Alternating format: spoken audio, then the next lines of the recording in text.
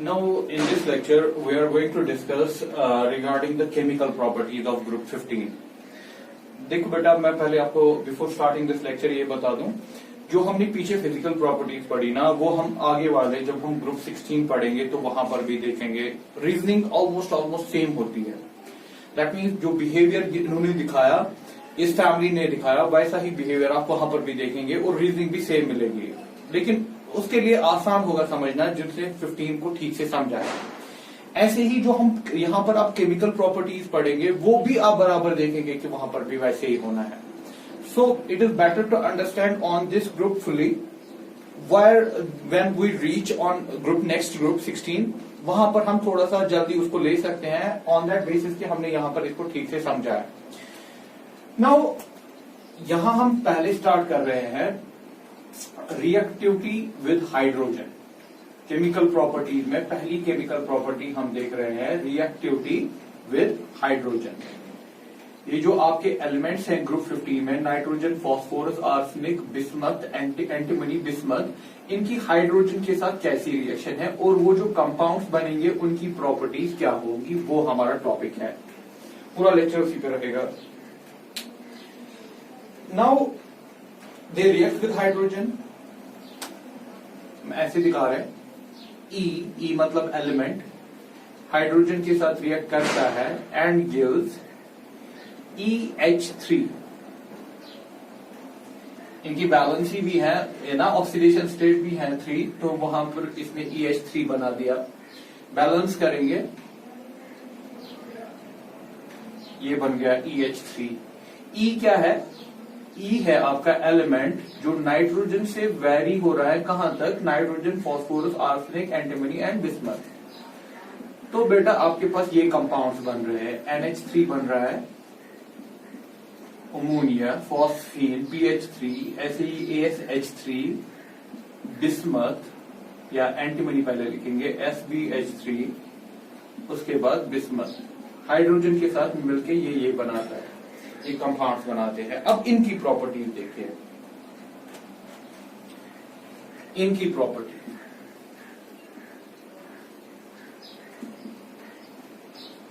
सबसे पहला point, bond strength.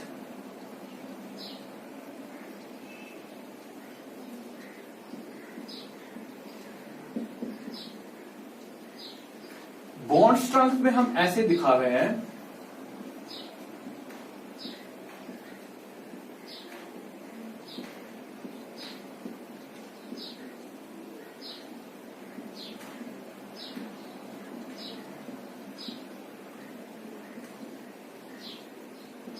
तो क्या लग रहा है आपको इस ऑर्डर से? क्या लग रहा है? Down the group bond strength decrease. That mean जितना आप नीचे जाएंगे इन कंपाउंड्स में आप देखेंगे कि बॉन्ड कमजोर है. बिस्मथ और हाइड्रोजन का बॉन्ड कमजोर है, नाइट्रोजन और हाइड्रोजन का बॉन्ड स्ट्रांग है.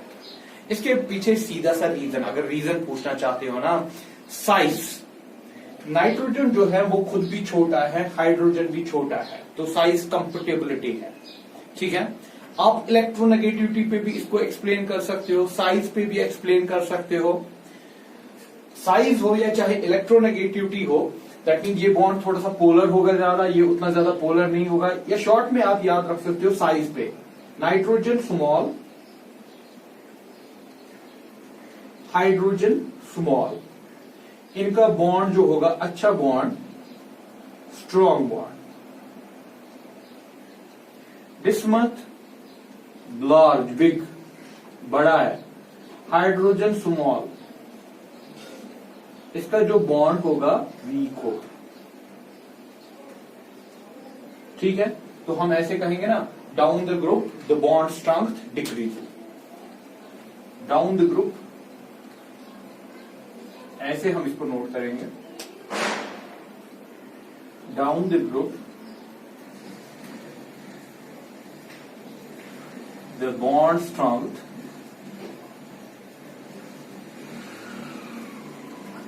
decreases. Down the group the bond strength decreases. जब bond strength डिक्रीज हो गई तो हम रीजन भी लिख सकते हैं यहां पर, because of size incomfortability. Size differences जो मैंने आपको समझाया, नाइट्रोजन हाइड्रोजन छोटा है तो इनके बॉन्ड्स अच्छे होंगे, बिस्मुथ हाइड्रोजन बड़ा छोटा है तो इनका बॉन्ड उतना स्ट्रांग नहीं होगा। तो पहली प्रॉपर्टी आपने देखा किसके बारे में, बॉन्ड स्ट्रांग के बारे में, down the group bond strong decreases. इसी के ऊपर हम एक और प्रॉपर्टी देखेंगे इसकी, रिड्यूसिंग कैरेक्टर।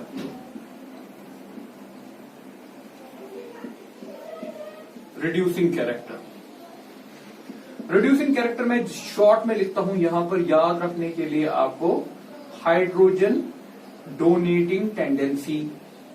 जो जितना अच्छा से हाइड्रोजन देता है वो होता है reducing agent, hydrogen donating tendency. तो इसमें मैं ऑर्डर बना रहा हूं,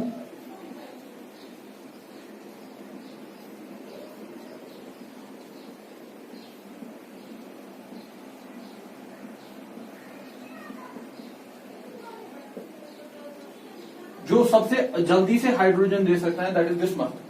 जो जल्दी से नहीं देगा वो नाइट्रोजन। तो इसको कहेंगे strong reducing agent, reducing agent. इसको कहेंगे ऑक्सीडाइजिंग एजेंट, क्योंकि जो हाइड्रोजन अच्छे से नहीं देगा that is oxidising agent. Reason क्या है पीछे, रीजन वही कि हाइड्रोजन का बॉन्ड यहां वीक है, यहां बिस्मथ और हाइड्रोजन का बॉन्ड वीक है, जो पहली प्रॉपर्टी आपने देखी, तो जल्दी से दे सकता है, यहां पर उतना वीक नहीं है तो यहां पर जल्दी से नहीं निकल सकता है, तो इसलिए ये अच्छा रिड्यूसिंग एजेंट नहीं है। ये अच्छा रिड्यूसिंग एजेंट है, ये आपको ऑब्जेक्टिव में भी मिल सकता है। इनमें से देखिए रिड्यूसिंग एजेंट अच्छा कौन है कौन नहीं है। Reason, down the group the reducing, हम ऐसे इसको नोट करवाएंगे आपको, ऐसे नोट कीजिए इसको, down the group the reducing character increases because of the decrease in bond strength. Once again, down the group the reducing character increases because of the decrease in bond strength। नीचे जाके bond weak हो जाता है तो hydrogen देना आसान होता है। उसके ऊपर आप बोल सकते हो रिड्यूसिंग एजेंट, ऑक्सीडाइजिंग एजेंट कौन कहा है।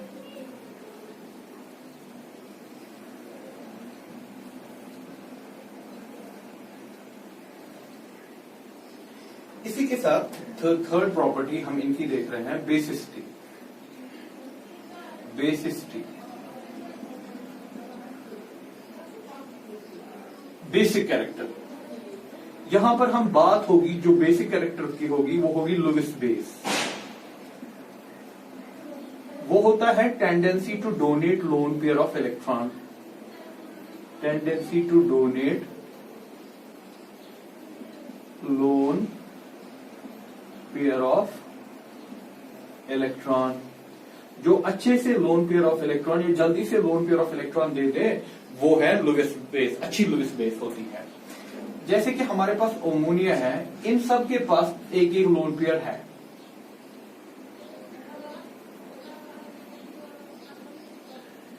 ऐसे ही आर्सेनिक के पास भी है, ऐसे ही एंटीमनी के पास भी है, ऐसे ही बिस्मथ के पास भी है। सबके पास लोन पेयर ऑफ इलेक्ट्रॉन है, इसके पास भी, इसके पास भी, इसके पास भी। लेकिन जो जल्दी से देगा that is good Lewis base. इसमें हम देख रहे हैं ये order, that is down the group basic character decreases, है ना, सीधे दिखा है ना, down the group basic character decreases. देखिए इसके पीछे रीजन क्या है। देखिए इसमें सबसे अच्छी बेस कौन है, अमोनिया। सबसे वीक बेस कौन है, बिस्मथ। मतलब ये जल्दी से लोन पेयर दे सकता है, ये जल्दी से लोन पेयर नहीं देना चाहेगा। इसके पीछे रीजन ये है, जो नाइट्रोजन है ना, नाइट्रोजन ये छोटा है। छोटा मतलब कि अगर आप देखोगे भी ये लोन, इसका आउटर शेल जो है ना दैट इज 2s2 2p3। इसका जो ये लोन पेयर है वो कहां है, एक्चुअली ये s में होता है, 2s2 दैट इज 2 में है। इसका ये जो है ना दैट इज 3s2 3p3, फिर वहां 3d भी है, खाली है लेकिन है। यहां पर 4s2 4p3 4d 4f। तो जितना आप नीचे जाते हो ना दैट मीन साइज बड़ा हो जाता है। Central element that is nitrogen छोटा है, फॉस्फोरस उससे बड़ा है, आर्सेनिक उससे भी बड़ा है। जितना साइज बढ़ेगा ऑब्वियसली क्या होगा, ये जो लोन पेयर है ना ये फैल जाएगा। दैट मीन ये जो इलेक्ट्रॉन होता है ना ये जितना इसका ऑर्बिटल बड़े बड़े हो गए, जैसे इसमें देख रहे हैं 4s 4p4, इसके जो ये आउटर शेल है ना, ये बहुत बड़ा हुआ है, फैला हुआ है। इसका जो नाइट्रोजन का है ना, वो बहुत छोटा है। अब ये ऐसी बात हो गई कि फॉर एग्जाम्पल किसी के पास पैसे हैं, किसी के जेब में है, दैट मीन्स उसके पॉकेट में है, किसी के ऐसे हैं, किसी के बैंक में है, ठीक।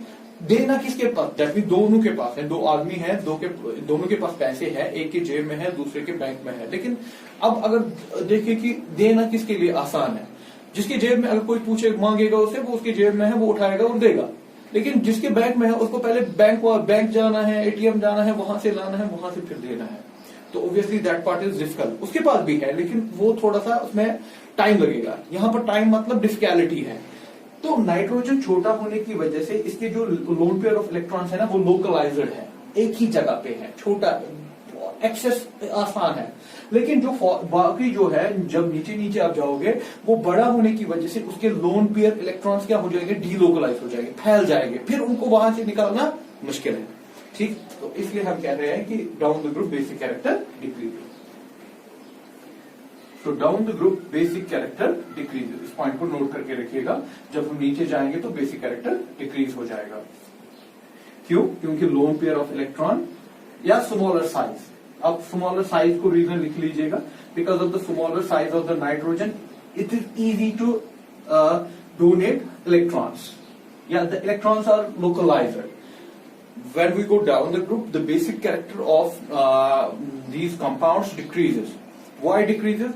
Nitrogen is small, it is easy to give lone pair of electron. While as bismuth is big, it is difficult. Electrons are delocalized, फैले हुए हैं, तो वो इलेक्ट्रॉन देना मुश्किल हो जाता है।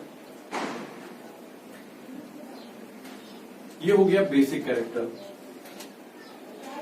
चलिए नेक्स्ट प्रॉपर्टी बॉन्ड एंगल की बात करते हैं। बॉन्ड एंगल को समझने के लिए आपको इनकी बॉन्डिंग को समझना होगा पहले। चलिए मैं यहां पर ई इनमें से कोई भी एलिमेंट, नाइट्रोजन से फास्फोरस, या मैं अमोनिया पे समझाता हूं, अमोनिया पे जो होगा वो बाकियों में भी होगा। नाइट्रोजन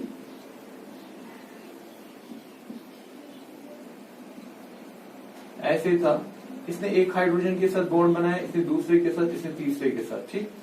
ये लोन पेयर ऑफ इलेक्ट्रॉन है, ये सिग्मा है, ये दूसरा बॉन्ड दूसरे के साथ है, तो सिग्मा सिग्मा, ठीक है। हाइब्रिडाइजेशन के हिसाब से इसकी हाइब्रिडाइजेशन बनेगी। हाइब्रिडाइजेशन कहता है कि जो लोन पेयर हो और जो बॉन्ड सिग्मा बॉन्ड्स हो, लोन पेयर एंड क्या sigma bonds participate in hybridisation,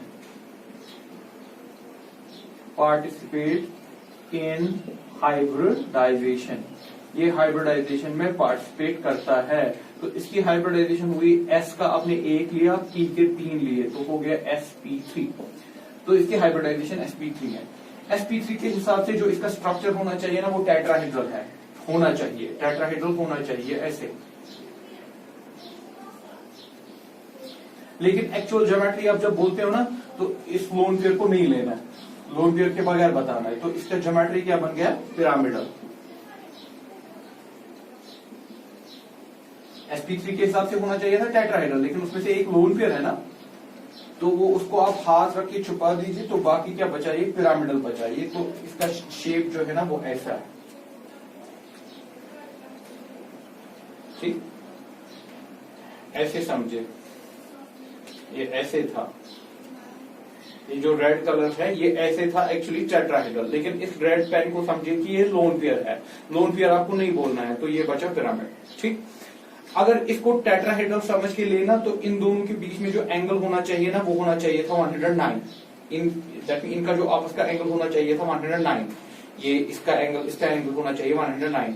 लेकिन वेस्पर थ्योरी जो आपकी केमिकल बॉन्डिंग में पड़ी होगी, VSEPR theory lone pair repulsion दिखाता है बॉन्ड पेयर के साथ। जब lone pair repulsion bond pair के साथ, इस लोन पेयर की वजह से इनका बॉन्ड एंगल जो है ना वो थोड़ा सा कम हो जाएगा, क्योंकि ये रिपल्शन दिखाएगा ज्यादा। अब ये 109 नहीं होगा, 100 उससे कम होगा, ठीक है ना। 109 एंगल नहीं होगा, उससे कम होगा। क्यों? लोन पेयर रिपल्शन दिखाता है। अदरवाइज sp3 में इसका एंगल होना चाहिए था 109, लेकिन 109 नहीं मिलेगा आपको, उससे कम मिलेगा आपको बॉन्ड एंगल। जैसे कि आपका अमोनिया है, अमोनिया में 107 आपकी टेक्स्ट बुक में देखे हैं, अमोनिया में एंगल होता है 107, उसके बाद PH3, फॉस्फीन में आपका एंगल है 93,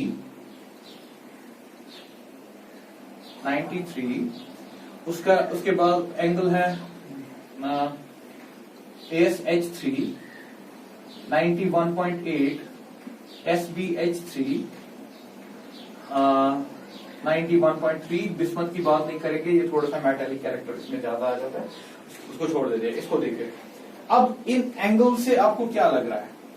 सबसे पहली बात, हाइब्रिडाइजेशन सबकी हाइब्रिडाइजेशन है sp3, सबका स्ट्रक्चर है पिरामिडल, सबका, वो मैं जो ज्योमेट्री सिखा रहा था ना, वो एक के लिए नहीं, वो सबके लिए ऐसी है। लेकिन बॉन्ड एंगल सब में सेम नहीं है। हम देख रहे हैं कि down the group bond angle decrease, bond angle का क्या हो गया? कम हो गया। सीधे से डाटा वहां पर है, बॉन्ड एंगल जो हो गया ना वो कम हो गया। बेटा पहली बात मैंने कहा था कि होना चाहिए था 109, लेकिन 109 नहीं है, उससे कम है। क्यों कम है? क्योंकि रिपल्शन, लोन पे रिपल्शन दिखाता है, वो तो सब में आएगा। लेकिन फिर ये कम क्यों हो गया? इसमें और इसमें फर्क क्या है, ये समझने की बात है। देखिए,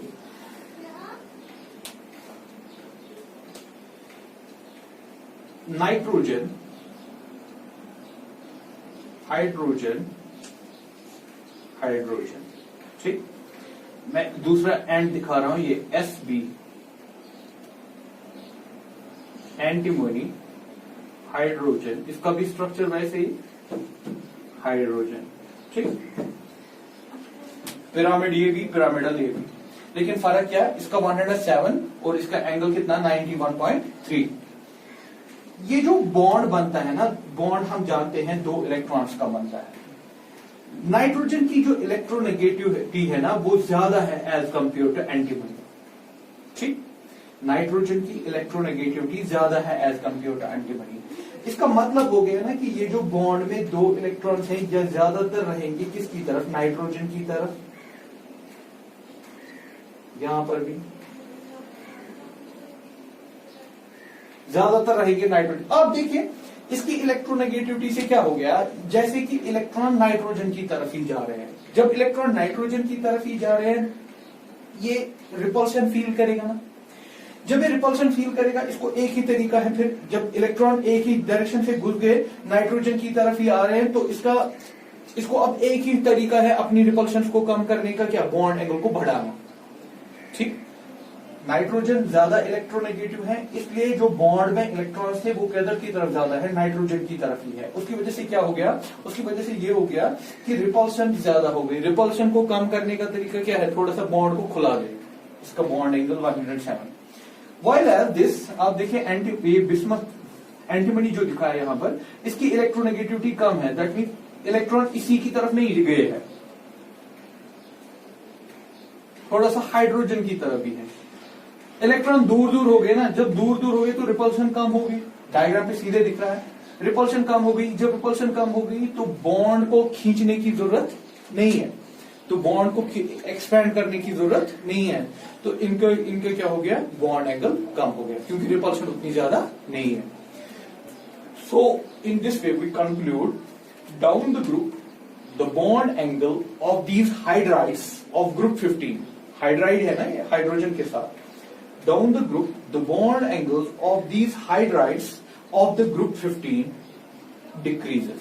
Why? Because of the decrease in electronegativity of the central element. Because of the decrease in electronegativity of the central element. Note करके रखिए. Down the group, the bond angle of the hydrides. Down the group, the bond angle of the hydrides of group 15 element decreases because of the decrease in electronegativity of the central element.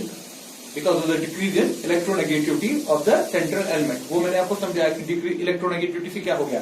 अगर इसकी electronegativity ज्यादा है तो electron इसी की तरफ आएंगे, उसकी वजह से क्या होगा? रिपल्शन ज्यादा होगी। इसमें क्या है? इसमें इलेक्ट्रोनेगेटिविटी कम है, तो इलेक्ट्रॉन सब उधर ही नहीं घुसे, तो रिपल्शन कम है। रिपल्शन कम मतलब तो बॉन्ड एंगल कम हो गया, बॉन्ड नजदीक आएगा। This is all about the bond angles.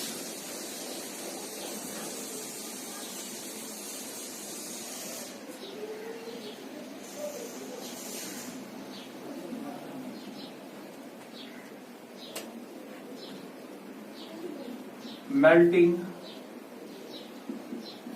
and boiling point.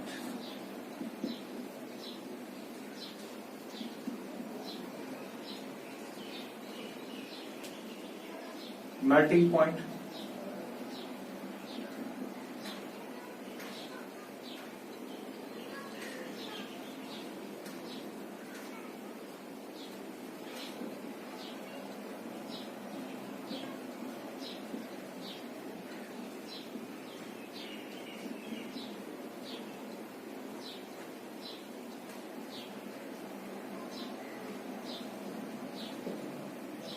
boiling point,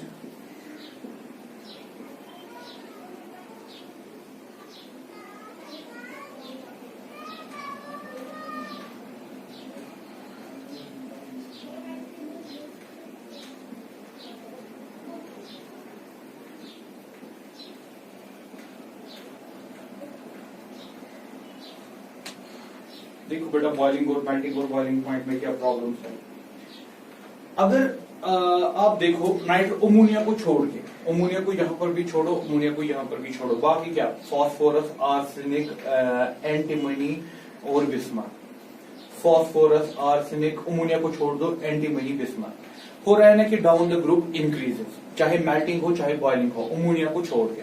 ठीक, मेल्ट करना दैट मीन यहां पर अगर मैं बोलूं बिस्मथ को मेल्ट करना या एंटीमनी को मेल्ट करना मुश्किल है as compare to phosphorus compound hydride. SbH3 का मेल्टिंग पॉइंट ज्यादा होगा PH3, क्योंकि इसमें साइज बड़ा है। जितना साइज बड़ा होगा ऑब्वियसली दैट मीन जितना साइज कंपाउंड का बड़ा होगा उसमें वैंडरवेल फोर्सेस ज्यादा होंगे। Van der Waals forces are the weak forces, surface forces. जितनी सरफेस ज्यादा, साइज ज्यादा होगा, सरफेस ज्यादा होगी, सरफेस ज्यादा है तो फोर्सेस ज्यादा होंगे।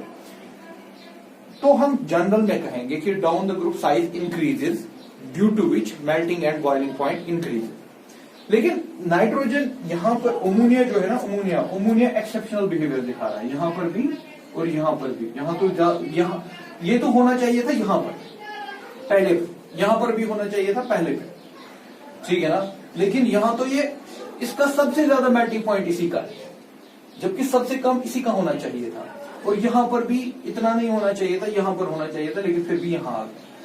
ये इसलिए है क्योंकि नाइट्रोजन में वैंडरवेल फोर्स के बगैर भी एक और बॉन्ड आएगा इसमें, that is known as hydrogen bonding. बाकी में हाइड्रोजन बॉन्डिंग नहीं है, इसमें हाइड्रोजन बॉन्डिंग है जिसकी वजह से ये दिखा सकता है। तो हम ऐसे करेंगे, इसको ऐसे नोट करेंगे इसको। डाउन द ग्रुप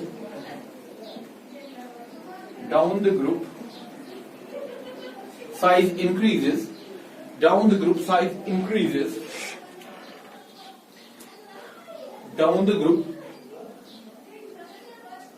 ऐसे लिखेंगे, down the group melting point and boiling point increases because of increase in size,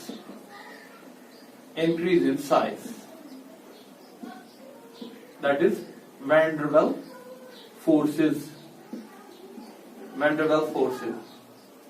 उससे क्या, लेकिन एक्सेप्शनली